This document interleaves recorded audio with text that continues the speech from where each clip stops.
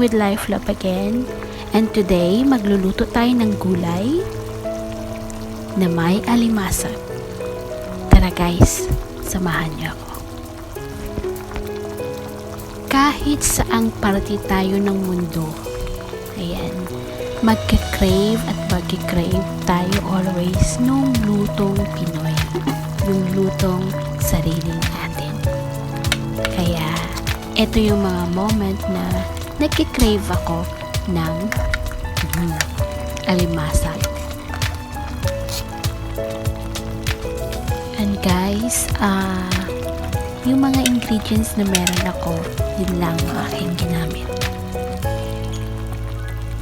And as usual guys, ito na naman yung aking version. Ayan.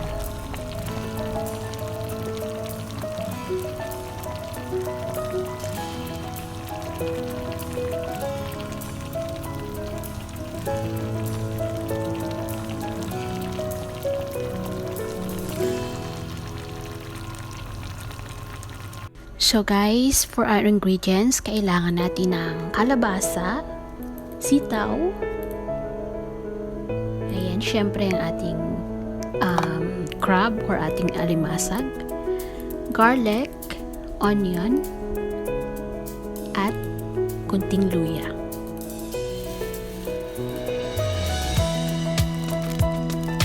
At guys, kailangan din natin ng coconut. Ayan, magagata tayo guys. So yung first thing na gagawin ko guys is lulutuin ko muna yung ating alimasag.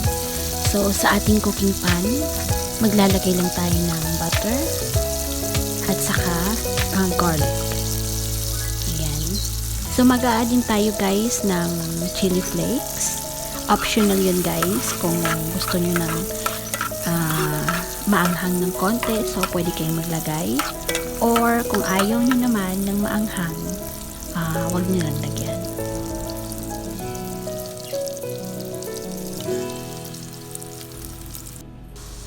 So guys, nag-add ako ng chili flakes. Ayan. Lutuin lang natin konti, then we will be adding our alimasag. Fry lang natin siya konti guys. And then, isit aside natin.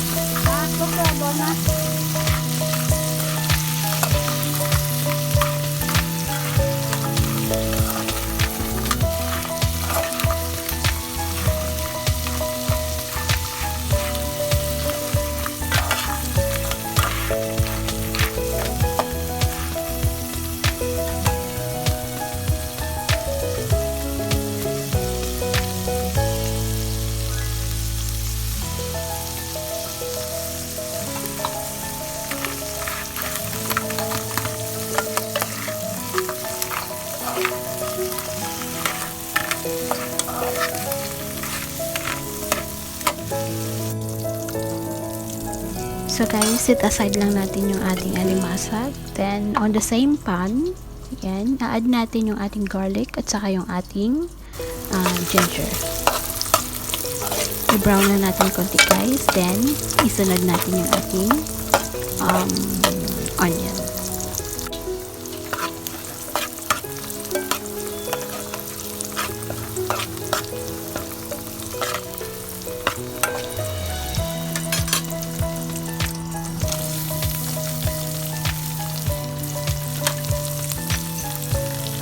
Mag-add tayo ng konting asin.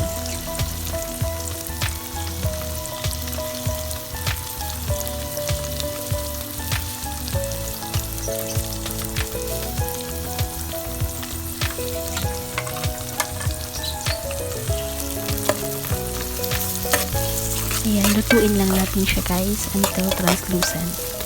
So the next thing na gagawin ko, ipe-prepare natin yung ating gata.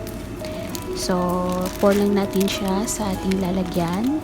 Since nilagay ko kasi siya guys sa fridge, so yung tubig na gagamitin ko is hot water. Lagay lang natin tayo ng konting hot water, then isok lang natin konti, saka natin pigaan. Since isang pirasong maliit na coconut lang yung gagamitin ko guys, hindi siya kasing creamy nung maraming gata. So, pero okay lang yan. Carry pa rin yun natin yung lasa. Then guys, balikan natin. Luto na yung ating onion. So, nasa sa inyo na. Pero ako, ugali ko na talaga maglagay ng turmeric. So, naglagay ako ng turmeric. Ayan.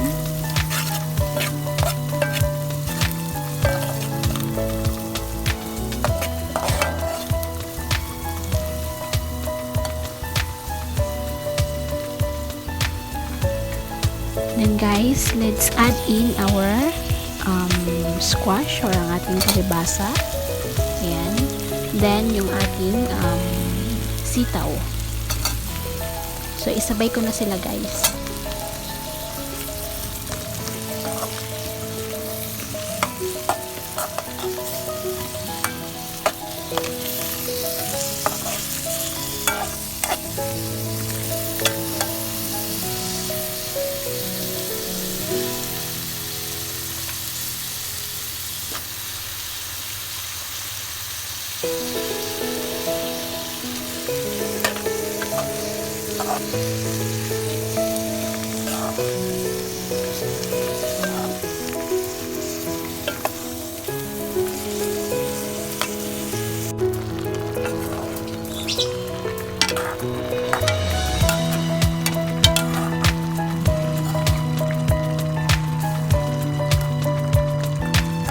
So guys, nag-add ako ng konting water lang siya guys ha.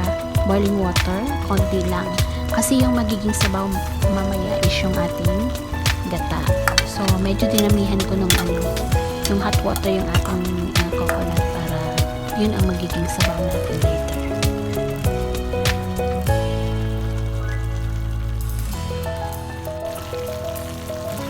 Guys, pag half cook na yung ating veggies, ayan, add in na rin natin yung ating kalibasa. Ayan.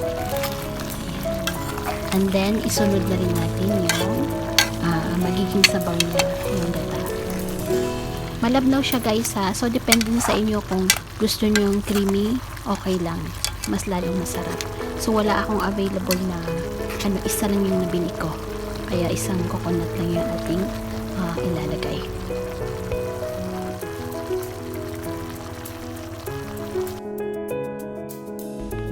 So guys, piniga ko na yung ating coconut kanina. So ito yung resulta niya. So pour in lang natin siya guys. Then let it simmer until luluto na yung ating veggies.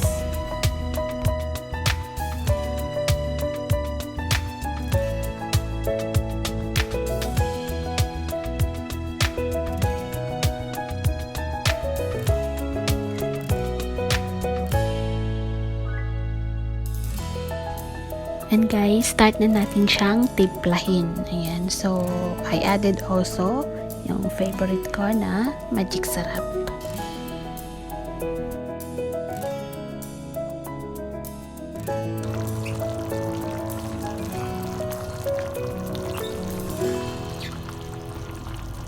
Guys, almost done na yung ating gulay. Ayan.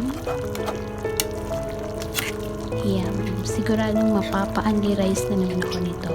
Ayan. Guys, FYI lang, gusto ko yung yung medyo overcook yung aking kalabasa. So nasa sa inyo na kung alin ang mas gusto niyo, yung half cook lang or yung overcook na kagaya ng sa akin.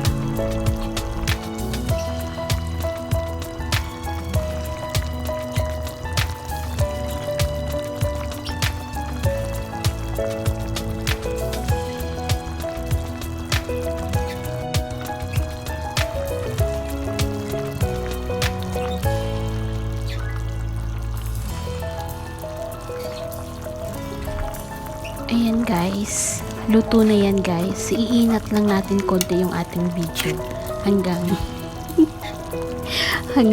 makaabot ng 13 minutes. Ayan.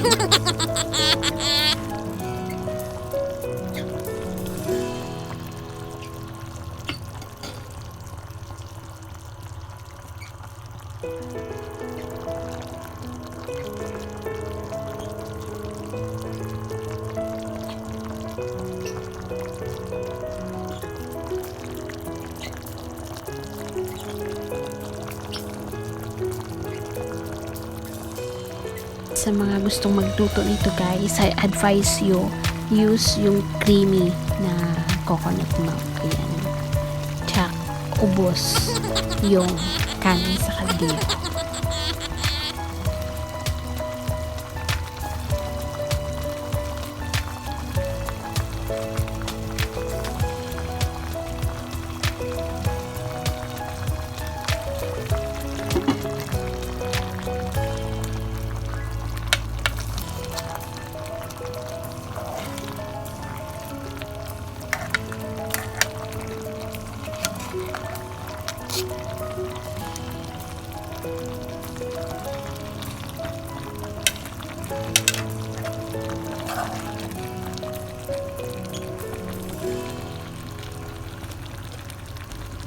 And guys, sa mga hindi pa nakapag-subscribe sa aking channel, please do subscribe, like, share, and click the notification bell para updated kayo sa aking mga susunod na videos.